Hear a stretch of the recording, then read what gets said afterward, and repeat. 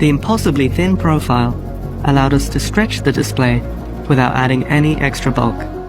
অ্যাপলের iPhone 17 সিরিজের উন্মোচন অনুষ্ঠান অড্রপ। সবার নজর 5.6 মিলিমিটার থিকনেসের আইফোন এয়ারের ওপর। আইফোনের ইতিহাসে সবচেয়ে আপডেটেড ফোন হিসেবে এই ফোনের পরিচয় করিয়ে দিচ্ছেন এক ডিজাইনার, যার পরিচয় সামনে আসতেই সাড়া পড়ে গেছে আন্তর্জাতিক গণমাধ্যমে। That feels like a piece of the future.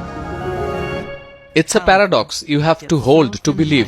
এই লাইনটি উচ্চারণ করেছেন আবিদুর চৌধুরী নামে বাংলাদেশি বংশোদ্ভূত এক ব্রিটিশ নাগরিক। ধারণা করা হচ্ছে সবচেয়ে পাতলা এই নতুন আইফোনের ডিজাইনের সঙ্গে জড়িত ছিলেন আবিদুর, যদিও অ্যাপলের ওয়েবসাইটে কোনো ডিভাইসের ডিজাইনারের নামই উল্লেখ করা হয়নি। Is iPhone Air. আবিদুরের জন্ম ও বেড়ে ওঠা যুক্তরাজ্যের লন্ডনে। প্রোডাক্ট ডিজাইন ও টেকনোলজি বিষয়ে ব্যাচেলর ডিগ্রি অর্জন করেছেন লব্র ইউনিভার্সিটি থেকে। ছাত্র জীবনে অনেক প্রতিযোগিতায় অংশ নিয়ে প্রতিভার স্বাক্ষর রেখেছেন এই আবিদুর। 2019 সালে অ্যাপলে যোগ দেন ইন্ডাস্ট্রিয়াল ডিজাইনার পদে।